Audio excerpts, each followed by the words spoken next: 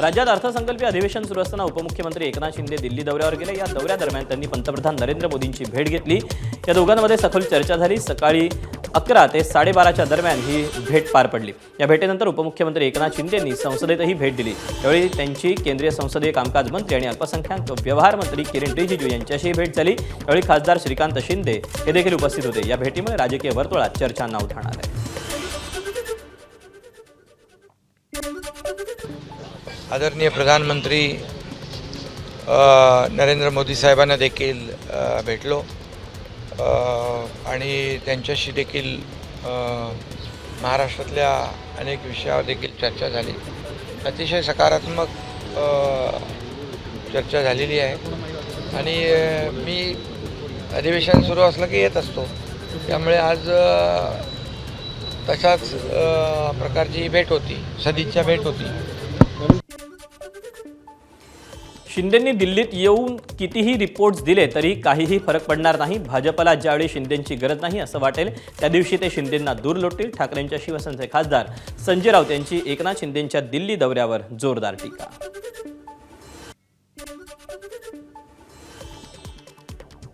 तुम्ही दिल्लीमध्ये येऊन किती रिपोर्ट्स दिले तरी त्या रिपोर्ट्सचा फार फायदा होणार नाही, कारण दिल्लीचं नेतृत्व हे भारतीय जनता पक्षाचं नेतृत्व आहे। गरज म्हणून त्यांनी तुम्हाला तिथे ठेवलं आहे, त्यांनी निर्माण केलेले तुमचे पक्ष आहेत। ज्या क्षणी त्यांना वाटेल तुमची गरज संपली त्या क्षणी तुम्हाला ते मोडीत काढतील।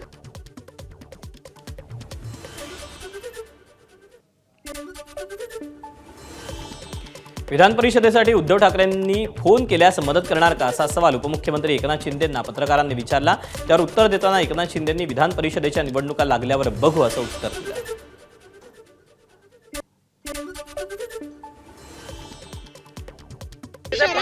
हेल्प केलेलं राज्यसभेच्या सीटसाठी आणि असंच हेल्प आता उद्धव ठाकरे यांना पाहिजेच नाही तर ते तुम्हाला कॉल करावा असं सांगितलं गेलं विधानसभेसाठी। विधान परिषद राज्यसभा ही निवडणूक होऊन गेलेली आहे, आता विधान परिषद येईल निवडणूक तेव्हा पाहू। उपमुख्यमंत्री एकनाथ शिंदे यांच्या नेतृत्वात शिवसेनेच्या खासदारांची एक महत्त्वपूर्ण बैठक दिल्लीत पार पडली। ही बैठक खासदार श्रीकांत शिंदेंच्या निवासस्थानी पार पडली। या बैठकीची इनसाइड स्टोरी एबीपी माझाच्या हाती आली। या बैठकीत उपमुख्यमंत्री एकनाथ शिंदेंनी आधी काम करा त्यानंतर पदाची अपेक्षा ठेवा असं म्हणत पक्षातील सर्व खासदारांना कानमंत्र दिला। तसंच पुढे बोलताना तुम्ही सर्व दिल्लीत असलात तरी आपलं तुमच्या कामांवर लक्ष असल्याचं म्हणत शिंदेंनी खासदारांना इशाराही दिला।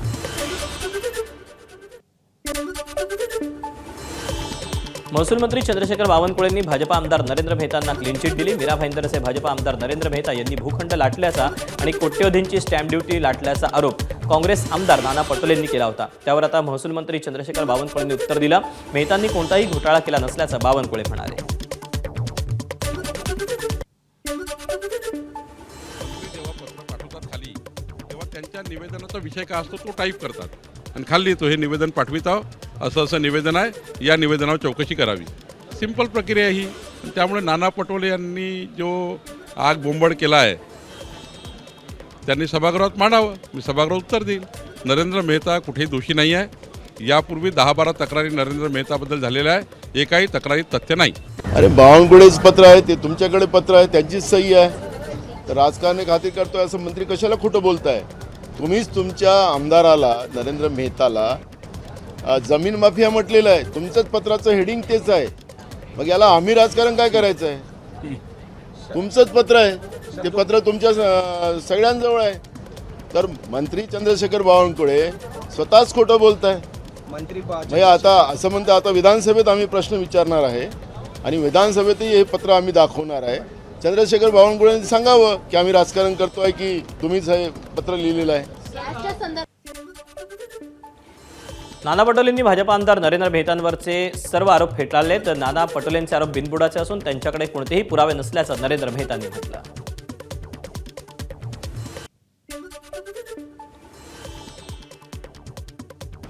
असं कुठलंही आमचं कंपनीचं किंवा माझं स्टॅम्प ड्युटीचं कुठलाही घोटाळा नाही, काही नाही, एकदम पारदर्शक आहे।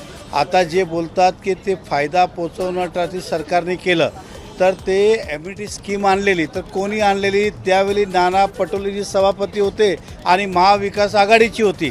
ह्याचं मिनिंग काय, माझा प्रश्न सोडून द्या. म्हणजे बाकी बिल्डरने जे एम्युनिटी स्पेस घेतली हे त्यांचे नाना पटोले साहेबांचे शब्द आहे की बिल्डराला मदत करण्यासाठी केलं. म्हणजे हे ते स्वतःच कबूल करतात आहे की महाविकास आघाडीने त्यावेळी बिल्डरला मदत करण्यासाठी एम्युनिटी स्कीम आणली होती का, हे त्यांनीच खुलावा करा. हे सगळे आरोप या आपल्या माध्यमातून महाराष्ट्र जनता सांगतो हे बिनबुडावेचे आरोप आहे.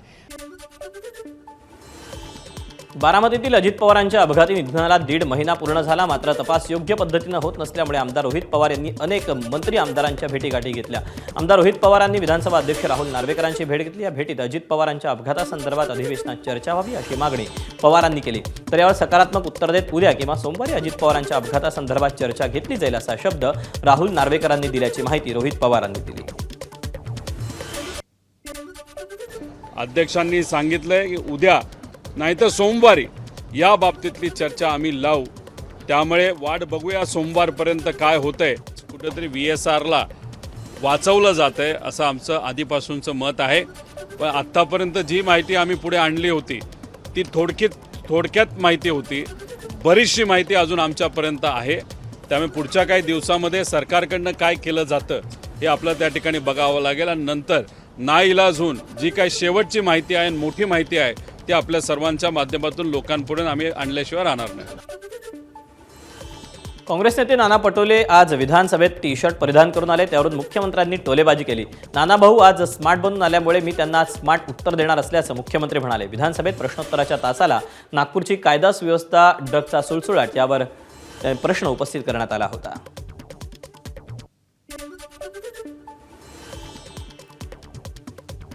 पासपोर्ट बनवून मोठ्या प्रमाणात प्रवास करणारी लोक आपण पाहतो आहे आणि तो पासपोर्ट असं असते माननीय मुख्यमंत्री महोदय, जसं तुम्ही सांगितलं की ज्याच्याकडे किरायाने ते राहतात या हॉटेल्समध्ये राहतात तर त्यांना तो पासपोर्ट पोलिसांना त्याची सगळी माहिती द्यावी असं आपण म्हणालात. पण हे नकली पासपोर्ट तर आपल्याला एअरपोर्टला सुद्धा ते लोक त्याला खरं मानूनच ते इकडे प्रवास करतात असं एक आपल्याला निदर्शन झालं. एक दुसरं महत्त्वाचं की आतापर्यंत असे विदेशी लोक यांनी अशा किती लोकांवर कारवाई आपण आतापर्यंत केली आणि त्यांच्यावर कारवाई करत असताना कुठले कुठले गुन्हे दाखल करून काय स्थिती आता ती. राज्यातील स्थानिक स्वराज्य संस्थांमध्ये मोठा बदल करण्यात आला. जिल्हा परिषद आणि पंचायत समित्यांमध्ये स्वीकृत सदस्यांची तरतूद करण्यात आली. ग्रामविकास मंत्री जयकुमार गोरे यांनी मांडलेलं विधेयक विधानसभेत मंजूर झालं असून या सदस्यांची निवड पक्ष किंवा गटाच्या संख्यानुसार केली जाणार आहे.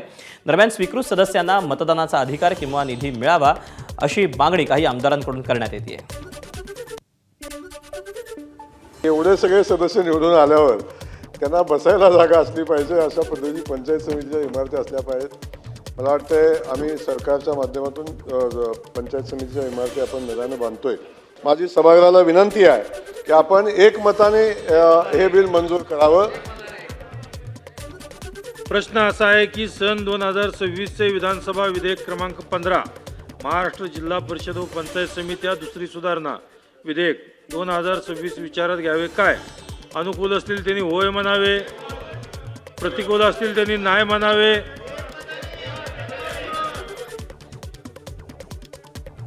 होयचे बहुमत आहे. विधेयक विचारात घेण्यात आहे एकमताने.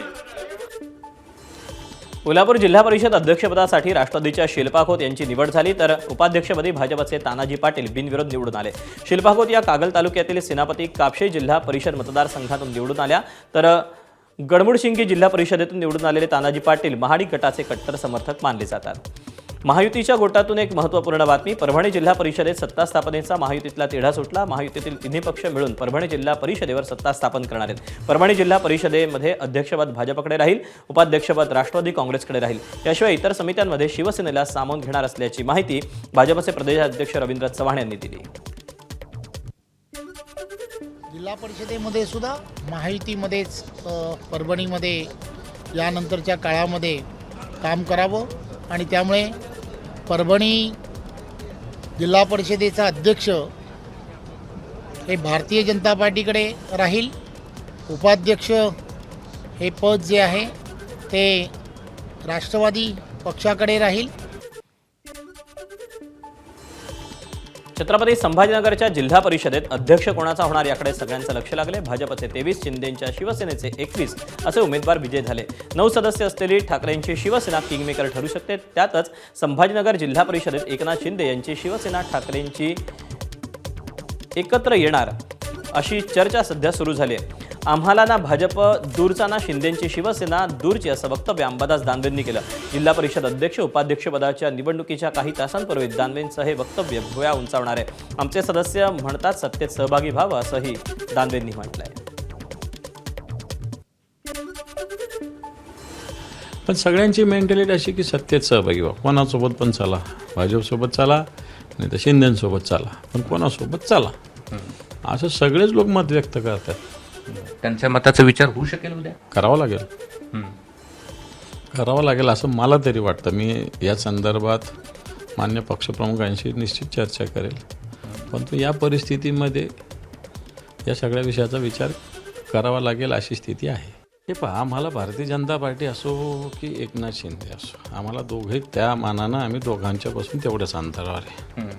आमचं असं कोणी नाही की हा फार दूर आहे हा फार दूर आहे किंवा हा फार जवळ आहे तो फार जवळ आहे, असं आमच्या मनात मुळीच नाही आहे. म्हणजे दूरही नाही जवळही नाही. बिलकुल. मग राजकारणात काहीही शक्य आहे? का नाही शक्य?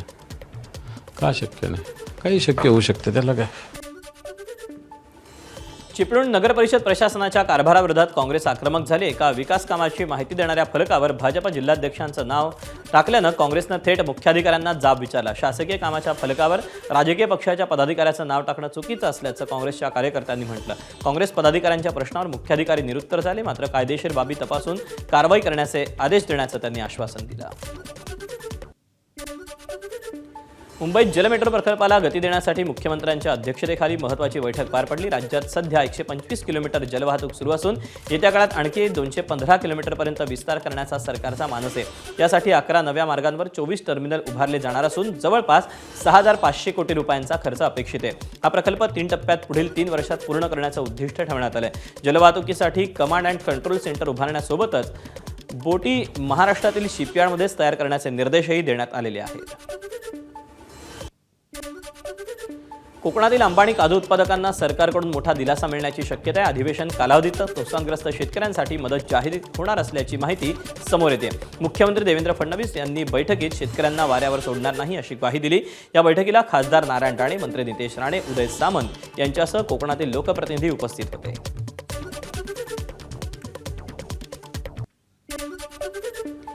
एसटी महामंडळ 17,742 चालक वाहकांची कंत्राटी भरती करणार असल्याची माहिती परिवहन मंत्र्यांनी दिली. 8,300 नव्या बसेससाठी कंत्राटी भरती केली जाईल.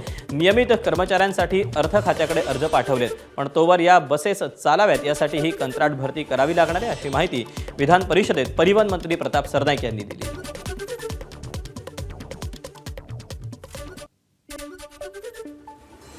जुने 14,000पेक्षा अधिक असलेल्या बसेसवर असलेले ड्रायव्हर कंडक्टर यांची संख्या अपुरी असल्या कारणानं राज्य शासनाकडे आम्ही जवळजवळ 17,742 नवीन भरती महामंडळाच्या माध्यमातून करण्यात यावी अशा प्रकारचा प्रस्ताव पाठवलेला आहे.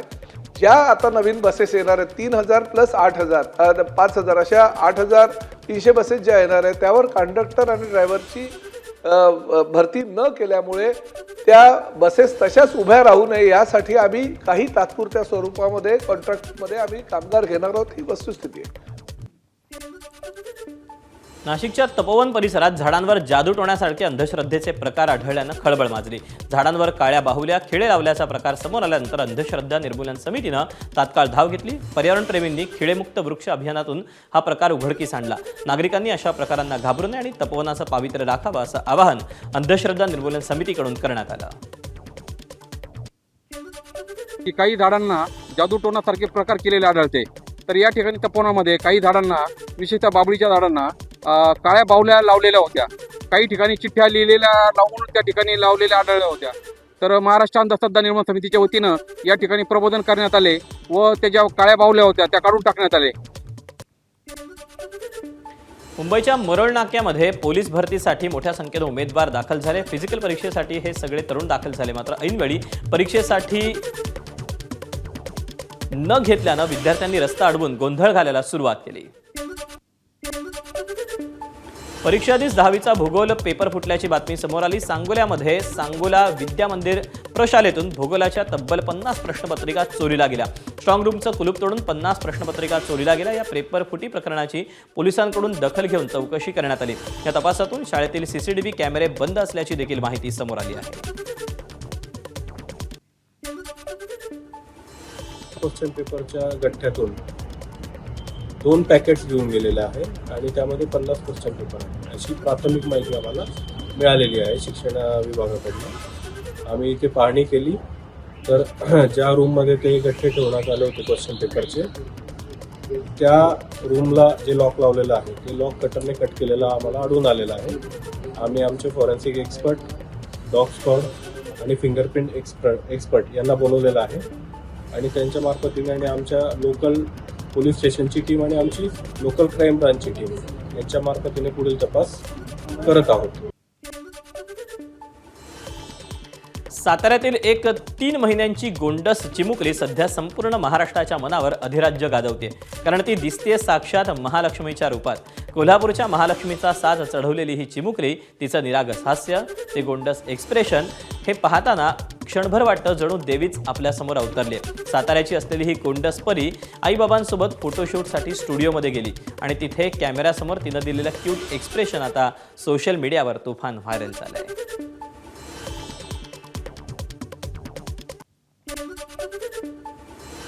गुढीपाडव्याच्या पार्श्वभूमीवर नवी मुंबईच्या वाशी एपीएमसी मार्केटमध्ये आंब्याची आवक ही कमी झाली आहे. कोकणातील हापूस आंब्याच्या केवळ 10,000 पेट्यात बाजारात दाखल होण्याची शक्यता असून अवकाळी पावसामुळे उत्पादनात मोठी घट झाली आहे. गेल्या वर्षीच्या तुलनेत आवक निम्म्याहून अधिक घटले, त्यामुळे हापूस आंब्याचे दर गगनाला भिडले असून किरकोळ बाजारात एका पेटीसाठी 3,000 ते 9,000 रुपये मोजावे लागत आहेत.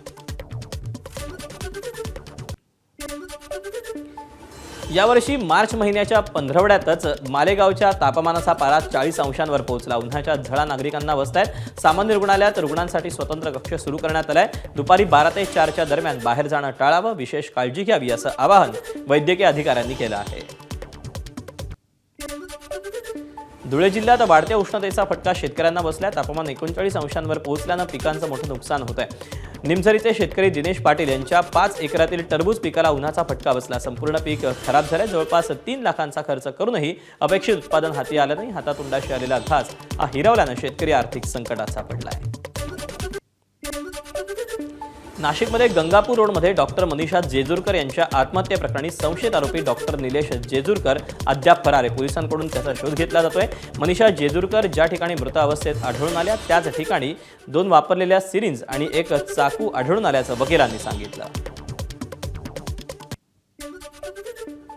पोलीस तपासामध्ये त्या ठिकाणी घटनास्थळावर सिरिंज आणि यूज्ड सुई असं सापडलेलं आहे. त्यामुळे याच्यामध्ये घातपाताचा देखील प्रकार असू शकतो. त्याचप्रमाणे या गुन्ह्यामध्ये इतर सह आरोपी हे निष्पन्न करणं अत्यंत गरजेचं आहे. डॉक्टर निलेश जेजूरकर हे घटना झाल्यापासून फरार असल्यामुळे अद्याप तो तपासाला तशी गती मिळालेली नाही.